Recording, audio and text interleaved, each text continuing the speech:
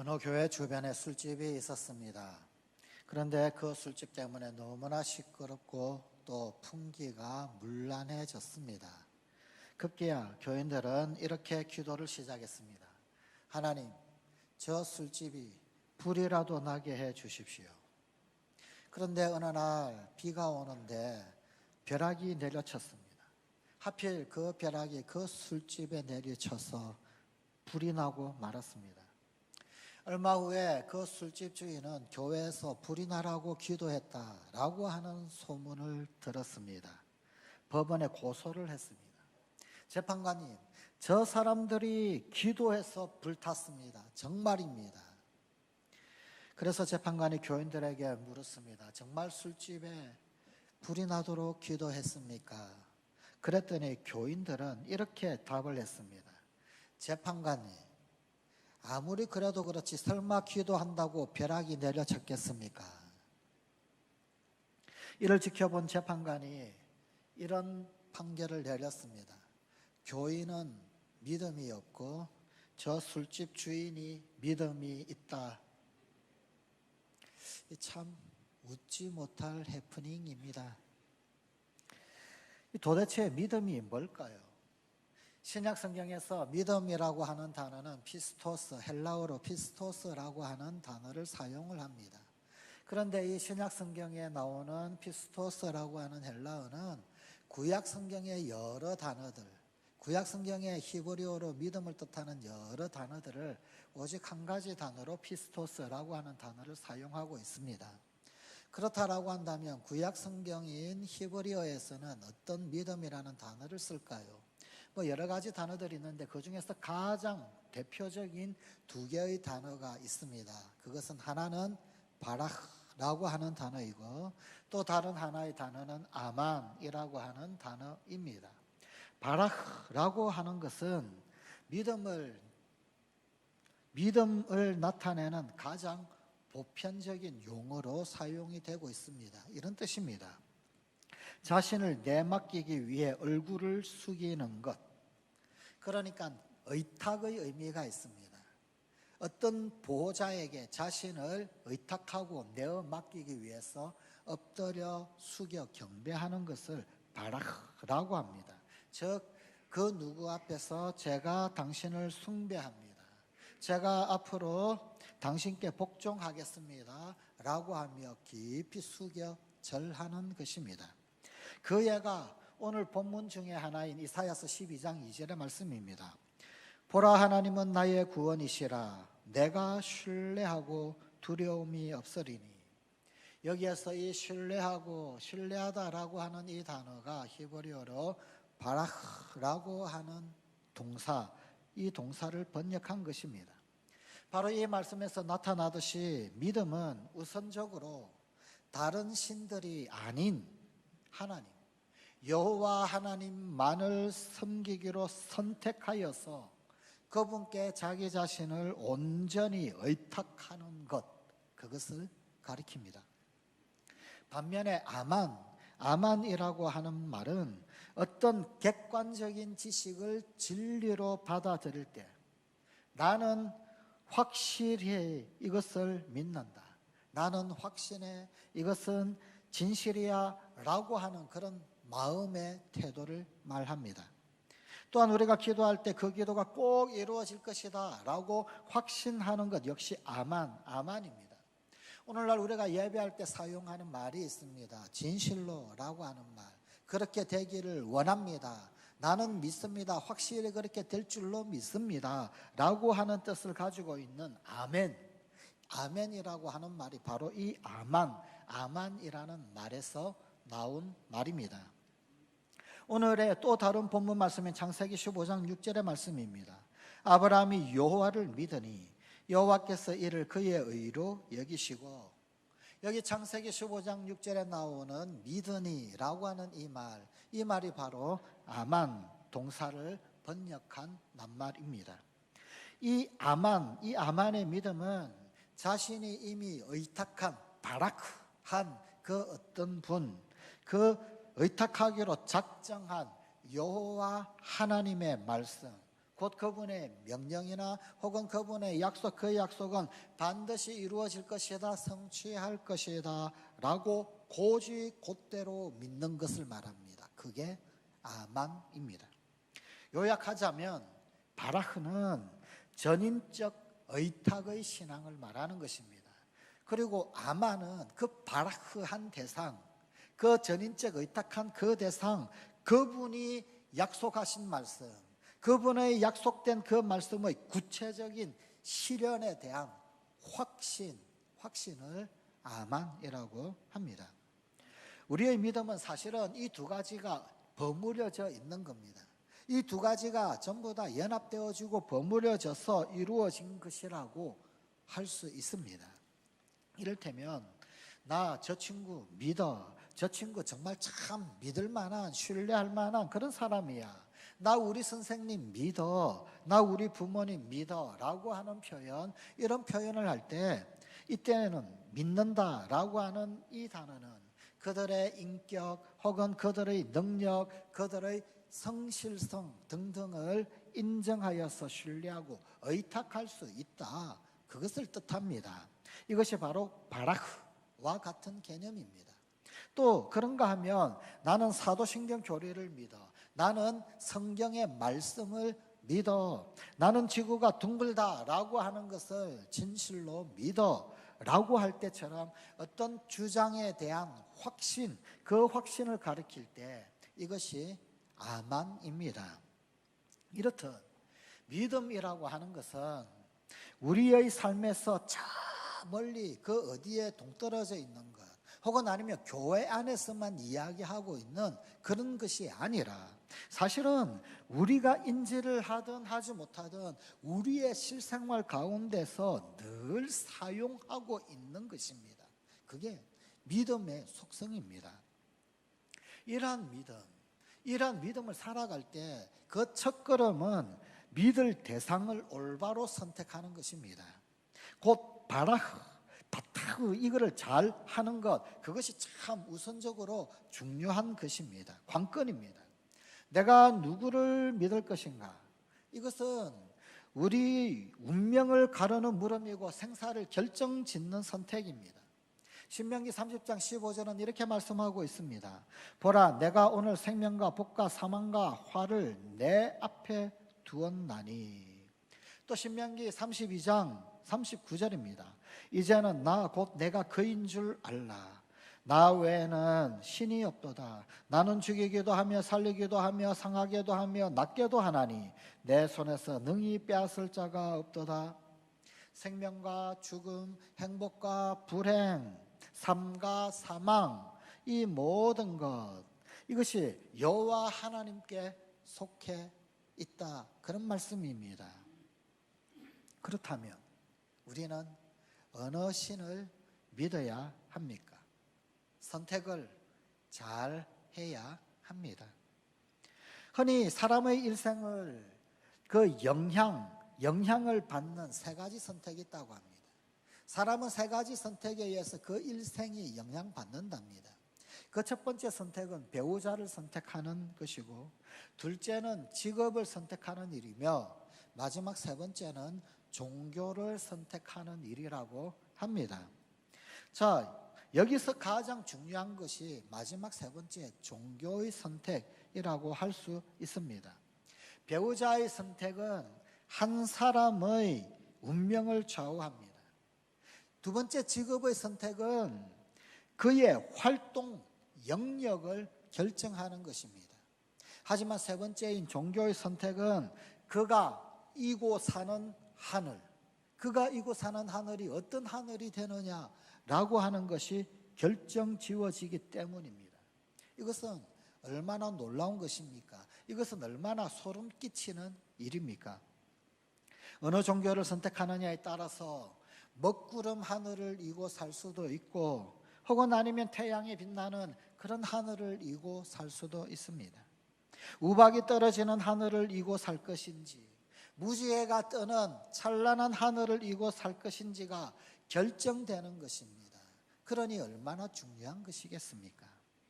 그런데 이 마지막 선택, 이 세 번째 선택은 그 누군가가 대신해 주는 것이 아니라 전적으로 자신이 하는 것입니다. 즉 믿음의 주체는 나라는 것입니다. 바타흐, 그에 대한 아만을 하는 것은 나 자신이다 라는 겁니다. 키에르케고르는 이런 말을 냈습니다. 우리 모두는 신 앞에 선 단독자, 누구든지 신 앞에 선 단독자다. 여기 중요한 단어는 단독자라는 말입니다. 이게 무슨 말입니까? 자꾸만 옆 사람 시켜서 믿지 말라라는 것입니다. 남편 시켜서 믿지 말고, 아내 시켜서 믿지 말고, 부모 시켜서 믿지 말고, 자녀 시켜서 믿지 말라라는 것입니다. 네가 믿어야 한다라는 것입니다. 내가 믿는 것입니다. 믿음은 난 됐으니까 당신이나 열심히 다녀라고 할 사안이 아닌 것입니다. 어떤 한 촉만 받는 그런 피아노 연주자가 있었습니다. 한참 기량을 키워가던 그 어느 날이었습니다. 그녀는 평소에 자기가 존경하던 피아니스트, 그 피아니스트가 제자를 구한다라고 하는 소식을 들었습니다. 한 걸음에 달려가서 제자가 되기 위하여 오디션을 보았습니다. 만족스러운 연주였다라고 자부를 했는데, 그런데 그녀에게 돌아온 답변은 참 싸늘하기 거지없었습니다. 당신의 연주에서는 뭐라고 그럴까, 어떤 특별한 재능 같은 것이 느껴지지 않는 것 같아요. 그만 돌아가세요. 엄청난 충격을 받은 그녀는 집으로 돌아가서는 다시는 피아노를 연주하지 않았다고 합니다. 세월이 흘렀습니다. 그녀는 평범한 중년 여성이 되었습니다. 그런데 그가 살고 있는 그 마을에 문득 수년 전에 그가 그렇게 존경해서 오디션을 보았던 피아니스트가 연주회가 있어 방문한다라는 소식이 들려왔습니다. 가만히 생각하다가 수년 전에 들었던 그 수모가 문득 떠오르고 가만히 있을 수 없다, 그래서 따져 물으러 찾아갔습니다. 당신이 내 인생을 망쳐놓고 말았어요. 당신만 아니었다면 나는 지금처럼 이렇게 살고 있지는 않을 거예요. 놀랍게도 그 피아니스트는 그녀를 잘 기억을 하고 있었습니다. 그리고 조금의 흔들림도 없이 그녀에게 이렇게 말했습니다. 세상에 당신이군요. 내가 당신을 똑똑히 기억하고 있어요. 그날의 연주가 워낙 인상적이었거든요. 그런데 그때 저에게 왜 그런 모진 말을 했어요? 따져 물으니 그 피아니스트는 이런 말을 해주었다고 합니다. 세계적인 연주가가 되기 위해서는 남이 뭐라고 하건 스스로를 믿는 믿음이 필요합니다. 당신이 내 말 때문에 피아니스트의 길을 포기했다면 분명 그 뒤에도 필연적으로 연주가에게 뒤따르게 될 비평이나 비난 혹은 혹평을 견디지 못했을 거예요. 당신의 인생을 망친 건 내가 아닙니다. 바로 당신 자신, 나약한 당신 자신이에요. 장밋빛 미래를 꿈꾸던 어린 피아니스트의 잘못은 스스로의 재능을 믿어야 하는 자신의 몫을 자기 자신이 아니라 다른 사람, 타인에게 양도한 데 있었다는 것입니다. 믿음은 철저히 자신이 선택하고 자신이 책임지는 것입니다. 이와 관련하여 아주 중요한 말씀이 있습니다. 요한복음 8장 31절 32절 말씀입니다. 너희가 내 말에 거하면 참으로 내 제자가 되고 진리를 알지니 진리가 너희를 자유롭게 하리라. 우리가 왜 성경을 공부합니까? 성경 공부를 하면 할수록 우리는 자유를 얻습니다. 우리는 왜 자꾸 책을 읽습니까? 책을 읽고 점점 더 높은 지식 혹은 지혜가 쌓일수록 우리는 자유로워집니다. 만약 그렇지 않으면 우리는 점점 더 좁은 구석에서 갑갑함을 느끼며 한계에 부딪히고 문제에 짓눌려서 살 수밖에 없습니다. 그렇습니다. 우리는 진리를 만나면 자유로워집니다. 우리에게 고달픈 일들이 많습니다. 시련도 오고 역경도 오고 장애물도 있습니다. 굳은 일도 옵니다. 원하지 않는 일도 생기곤 합니다. 그럼에도 우리가 주의 말씀 안에 거하게 되면 진리를 알고 그 진리는 우리를 그럼에도 불구하고 자유롭게 합니다. 에이, 이거 뭐 다 지나갈 거야 하면서 점점 자유를 얻게 됩니다. 문제가 있을 수 있습니다. 십자가가 있을 수 있습니다. 그래도 이렇게 외칩니다. 이거야말로 축복이다. 이 문제가 나중에 화가 아니라 복이 될 거야. 이거야말로 금덩어리고 복덩어리가 될 거야. 이런 믿음이 있기 때문에 자유를 얻는 것입니다. 하지만 안타깝게도 우리에게는 그 무엇이 참되고 무엇이 바르고 진리인가 라고 하는 것을 온전히 식별하는 능력이 좀 부족합니다. 이것이 엄연한 우리 지성 능력의 한계입니다. 우리는 사실 안개 속에서 헤매듯 뿌옇게 살아갑니다. 하지만 이 희미함을 밝게 비추어 주시는 분이 있습니다. 바로 성령이십니다. 에베소서 1장 18절입니다. 너희 마음의 눈을 밝히사. 마음의 눈을 밝혀주는 그분이 있다는 것입니다. 요한복음 14장 26절입니다. 보혜사 곧 아버지께서 내 이름으로 보내실 성령 그가 너희에게 모든 것을 가르치고 내가 너희에게 말한 모든 것을 생각나게 하리라.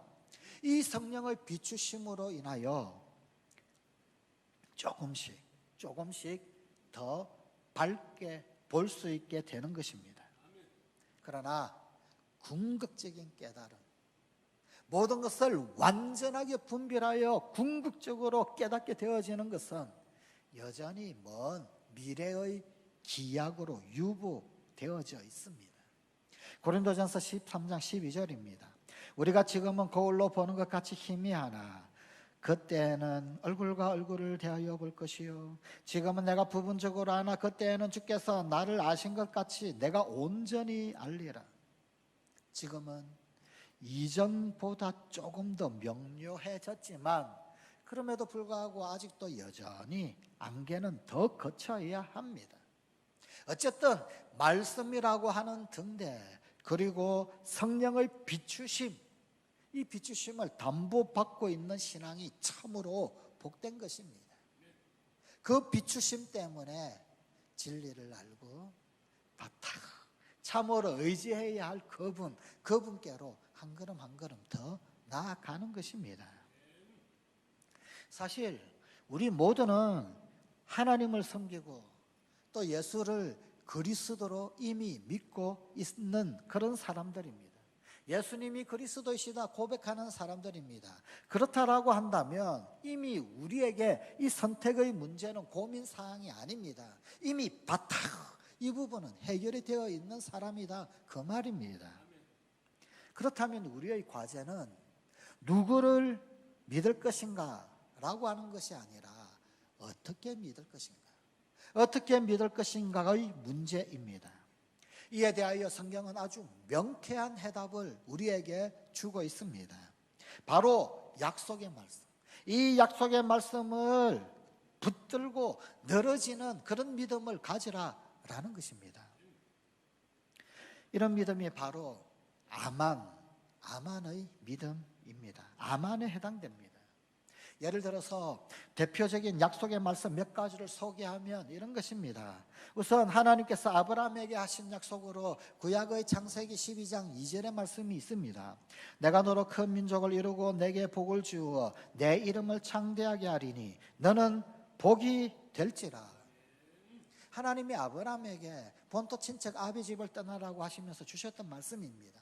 어느 날 이 말씀을 읽다가 이 말씀이 하나님이 아브라함에게만 주신 말씀이 아니라 바로 나에게 주신 말씀이다. 너는 복이 될지라 그랬는데 아브라함이 복이 되는 것이 아니라 바로 나 자신이 복이 될 것이다. 내가 큰 민족을 이루고 내가 복을 얻고 내 이름이 창대하게 되어지는 복이 되는 그런 어떤 하나님의 위로, 하나님의 능력이 나에게 뭉클뭉클 다가온다면, 어느 날 이 구절이 내 가슴을 뜨겁게 만든다라고 한다면, 그때가 이 말씀이 더 이상 하나님께서 아브라함에게 하신 약속이 아니라 나에게 하신 말씀, 나에게 주신 약속, 바로 나를 위한 약속이 되는 것입니다. 이때 아만의 믿음. 그렇습니다, 주님. 감사합니다. 나에게 이 말씀 주셔서 감사합니다. 이 말씀 될 줄로 믿습니다. 아만을 발휘해야 하는 것입니다.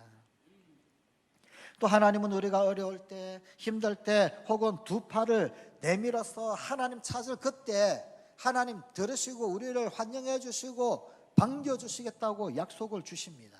그때 두 팔 벌리고 오라고 오히려 초대를 하십니다. 예레미야 33장 3절의 말씀입니다. 너는 내게 부르짖으라. 내가 내게 응답하겠고 내가 알지 못하는 크고 은밀한 일들을 내게 보이리라. 하나님은 이처럼 분명히 우리에게 약속하셨습니다. 그러니 힘들 때, 앞이 보이지 아니할 때, 캄캄할 때 이 약속을 기억하면서 주님께로 가서 주님, 저 좀 덜 힘들게 해주세요. 기도해 보십시다. 또 하나 우리가 자주 들었지만 주님이 말씀하셨으니까 그 말씀하셨잖아요. 그러면서 주님의 그 말꼬리를 붙들고 떼쓰기에 딱 좋은 그런 약속도 있습니다. 누가복음 11장 9절 10절입니다. 내가 또 너희에게 이르노니 구하라 그러면 너희에게 주실 것이요 찾아라 그러면 찾아낼 것이요 문을 두드리라 그러면 너희에게 열릴 것이니 구하는 이마다 받을 것이요 찾는 이는 찾아낼 것이요 두드리는 이에게는 열릴 것이니라. 이 약속의 말씀은 우리가 하나님 앞에 그 무엇을 요청할 때 전혀 주눅 들지 않고 하나님 앞에 나아갈 수 있게 만듭니다. 하나님 앞에 뭐 좀 주십시오 라고 할 때 괜히 주눅드는 거지처럼 그렇게 구하지 말고 당당하게 채권자처럼 요청하라 라고 하는 응원의 말씀입니다. 이 말씀 붙들고 말꼬리 붙잡고 준다고 약속하셨잖아요. 주신다고 했잖아요. 주님 약속대로 주세요 라고 하면서 하나님께 애교를 부릴 수 있게 만드는 그런 약속의 말씀이니 말입니다. 하나님은 이러한 약속들이 반드시 이루어진다라고 우리에게 가르쳐 주십니다. 이사야 55장 11절입니다. 내 입에서 나가는 말도 이와 같이 헛되이 내게로 되돌아오지 아니하고 나의 기뻐하는 뜻을 이루며 내가 보낸 일에 형통함이니라. 이것이 바로 우리 기도의 특권입니다. 하나님께서는 당신 몸소 주신 이 약속의 말씀을 반드시 지키시는 분이십니다. 그러기에 철석같이 믿고 요청하는 것입니다. 이 약속의 말씀을 붙잡으면 어떤 시련이 와도 어떤 절망이 와도 어떤 어려움이 와도 다시금 힘이 납니다. 다시금 용기를 얻을 수 있습니다. 다시금 일어날 수 있게 됩니다. 미국의 캘리포니아주에 거주하는 데이빗이라고 하는 사람이 있었습니다. 사업을 하던 사람이었습니다. 잘 사업을 해 나가다가 갑자기 어느 날 이 사업을 망하게 되었습니다. 사업이 실패로 돌아가 버리게 되었습니다. 너무 낭망하고 그래서 힘도 없고 죽어야 되겠다 자살하기로 결심을 했습니다.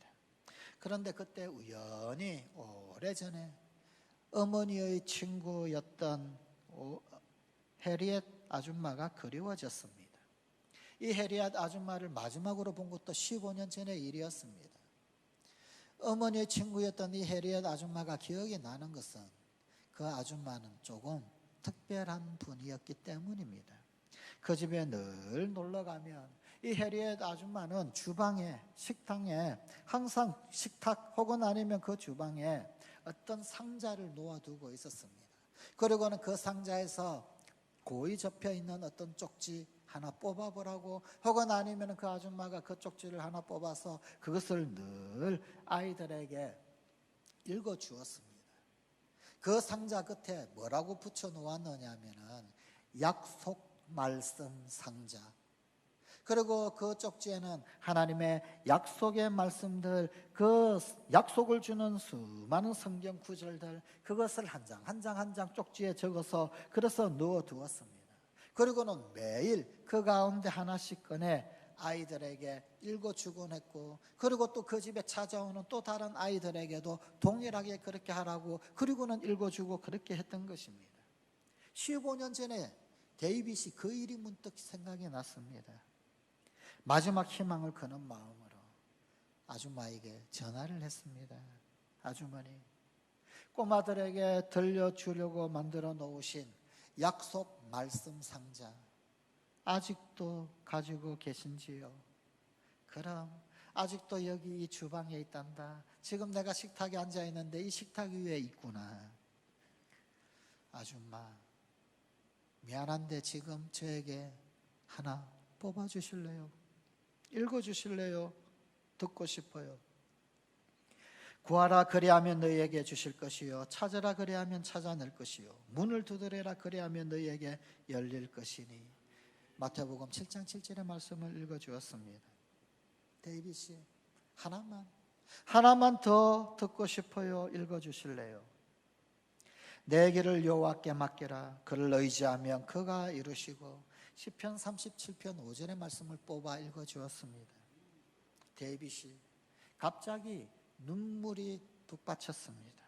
흐르는 눈물을 닦으며 속으로 말없이 기도한 뒤 그가 다시 말했습니다. 제가 계획했던 것을 하지 않겠습니다. 아주머니, 마지막으로 한 개만 더 뽑아서 읽어 주실래요?